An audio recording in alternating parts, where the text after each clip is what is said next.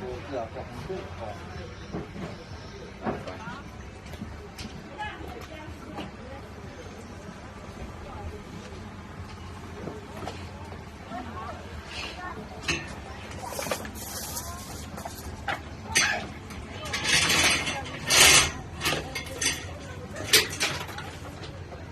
เล่นมาดูเสือกเสือกกัน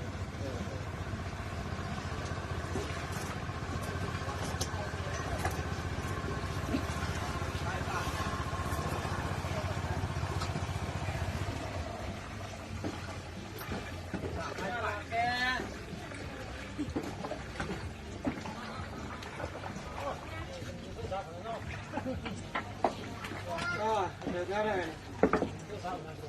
ยังมีอะไรอยู่นะเด็กสาม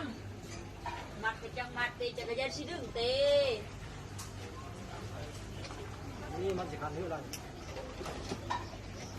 ว้าตกหนักเชือกมันเนี่ย